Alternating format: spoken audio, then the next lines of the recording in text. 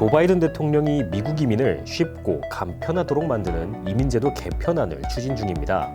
이전 트럼프 행정부의 반이민 정책으로 인해서 스폰서를 통해 영주권을 얻는 데 걸리는 시간은 현재 2배로 늘었는데요. 계류되어 있는 시민권 신청 건수는 2014년 이후 80% 증가해서 약 90만 건을 넘어선 상황입니다. 그래서 바이든 대통령은 취임 전후로 도널드 트럼프 전 대통령의 정책 폐기와 제도 개혁을 공약해왔습니다. 바이든이 제시한 계획은 이민자들에게 미국에 입국할 기회를 만들고 확대해서 기회이자 환영의 나라라는 이미지를 굳히고 이민 시스템의 신뢰를 회복하겠다는 내용을 밝히고 있습니다.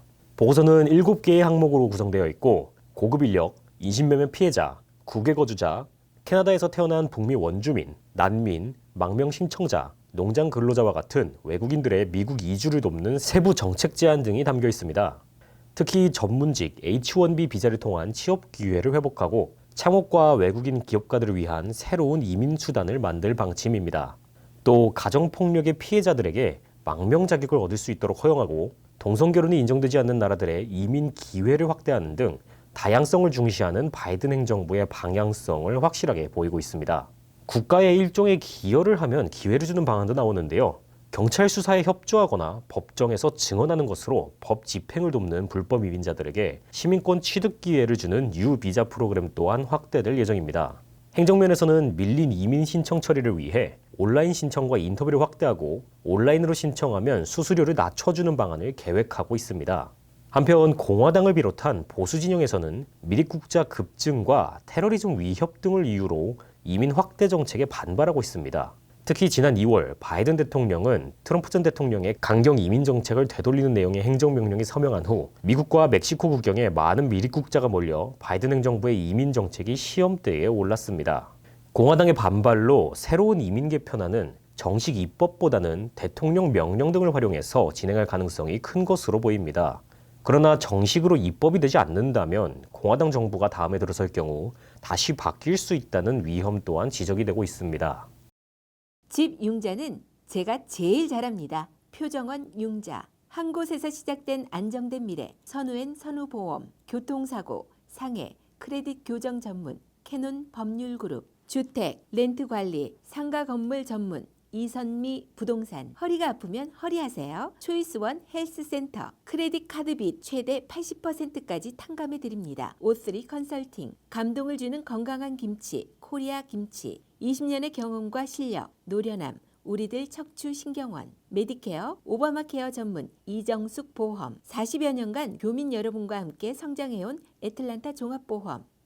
미국 최대 송유관 업체에 이어서 이번엔 세계 최대의 정육업체가 사이버 공격을 받아 운영이 중단됐습니다. 정육업체 JBS는 미국, 캐나다, 호주, 브라질 등의 전 세계에 걸쳐 수백 개의 공장을 운영하고 50개국의 육류를 수출을 하고 있는데요. 어제 미국에서 성명을 통해 5월 30일 북미와 호주 IT 시스템을 지원하는 서버가 사이버 공격을 받았다고 발표했습니다.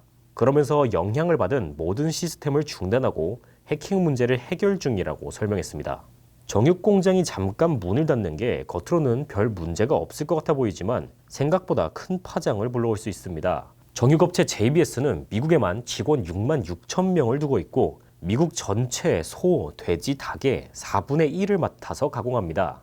단 하루만 문을 닫는 것으로도 미국의 소 2만 마리가 당장 시장으로 못 나가고 공장에 쌓여 있게 되는데요. 만약 일주일 이상 지속되면 식탁에 고기가 올라가지 못할 수도 있다는 것입니다.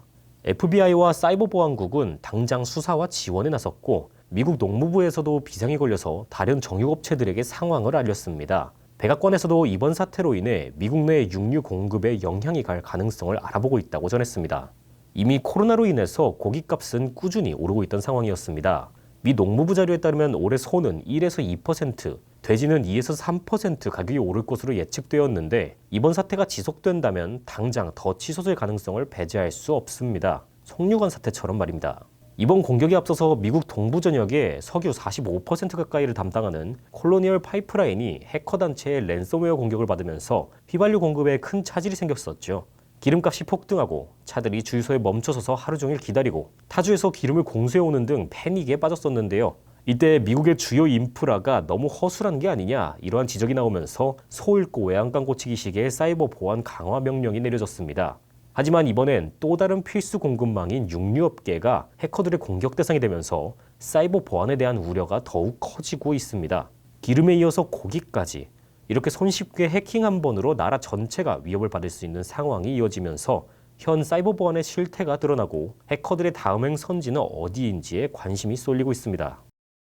아큐웨더에서 제공하는 6월 2일 수요일 날씨 정보입니다. 노크로스, 둘루스, 수완이와 북부 호시튼 지역까지 대체적으로 구름 낀 하루가 예상되며 강수 확률은 최대 7%로 낮게 보여지고 있습니다. 습도가 높고 저녁 6시까지도 7, 80도를 웃도는 기온으로 조금 더운 기온이 지속될 것으로 예상됩니다. 주간 날씨를 보겠습니다. 둘루스시를 기준으로 이번 주말까지는 구름 낀 날이 계속되겠고 다음 주 월요일에는 44%로 강수가 예상됩니다. 실시간으로 업데이트되는 날씨 정보를 자주 체크하셔서 이동 스케줄이나 업무를 고려하시면 좋겠습니다. 지금까지 아큐웨더 제공 날씨 정보였습니다. 조지아주 보건국 코로나 현황으로는 6월 2일 1일 총 확진자 187명, 응급 구조 환자 17명과 사망자 1명으로 집계됐습니다.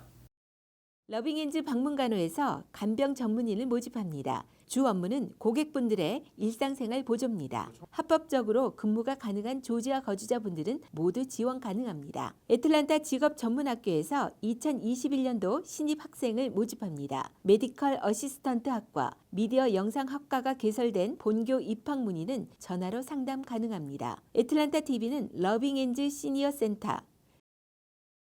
수지 홈케어가 함께합니다.